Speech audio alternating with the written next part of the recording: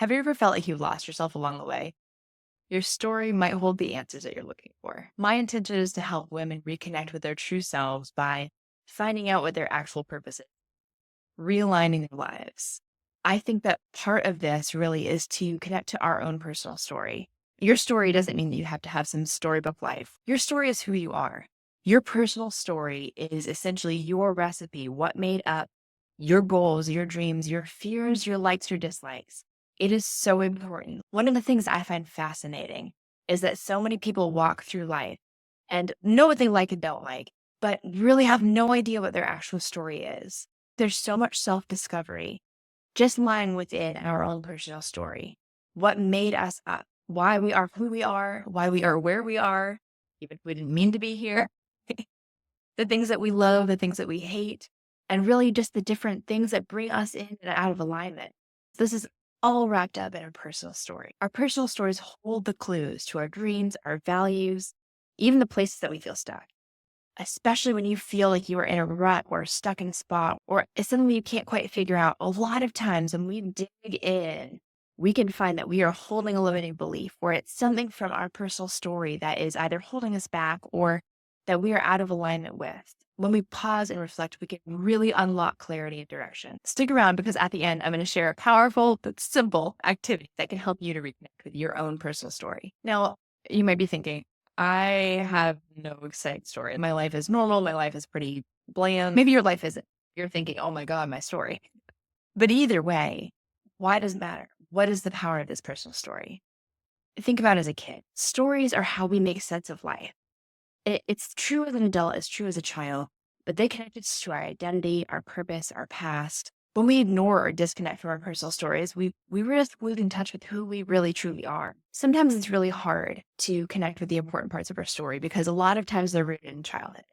A lot of times our core values, the reason that we are where we are right now, whether that's a good place or a bad place, that is hooked all the way back to when we were little. The values that were instilled in us by our parents or our caretakers, the things that we interpreted through the lives of the adults that were around us, through the things we thought we wanted or needed, through our story, those were built in childhood. And so in this moment, looking back on your story can really help reveal what your true values are. Maybe you know them, but a lot of us don't feel like we're connected to it. We kind of feel like we've lost ourselves along the way. That is the power of your story. And that's the reason why I want you to think about it. Your personal story is your roadmap to connecting with you. If you think about your story, what is one moment, right? One moment in your story, your life that shaped you, the good or the bad?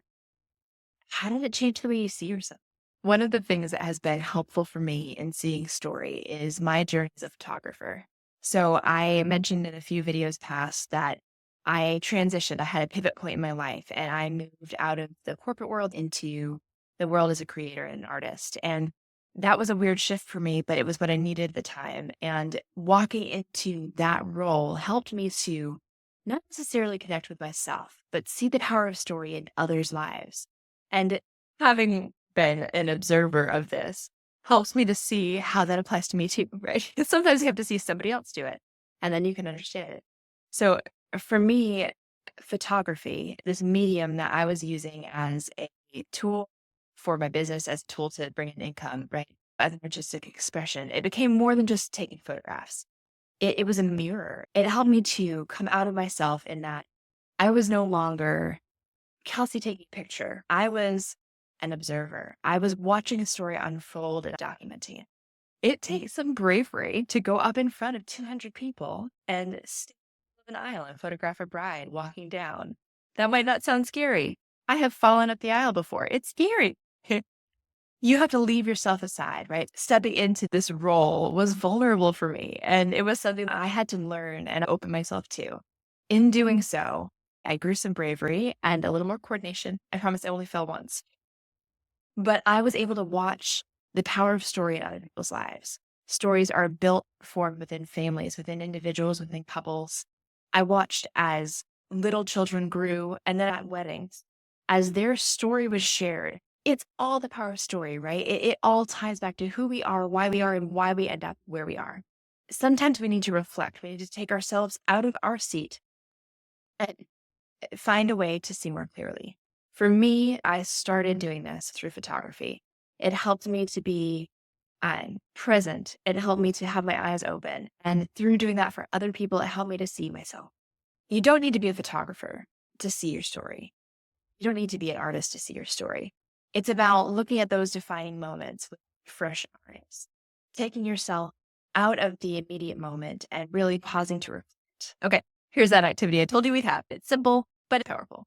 Let's pause for a few minutes and reconnect with your story. That was weird.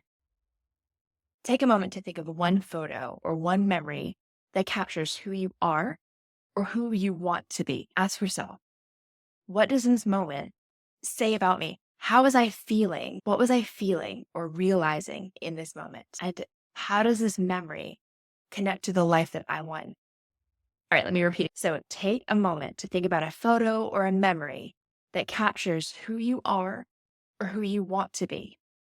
Ask yourself these three questions. What does this moment say about me? How was I feeling and what was I realizing in the moment? How does this memory connect to the life that I want next? Write down what comes up. This simple practice of reconnecting with your story can reveal so much. By honoring these legacy moments, you can start to see patterns. You can see your values or dreams or goals emerge that you may have overlooked. So again, take a few moments and write it down and repeat it as many times as you want to. But this is such a good way to reconnect with your story and see where you are right now and where you want to be, get a clear picture of that, right? Your personal story is powerful.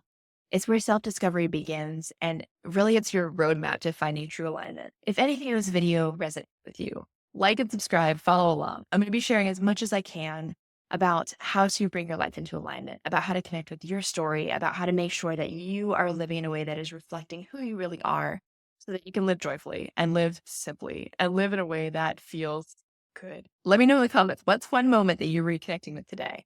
I'd love to hear from you.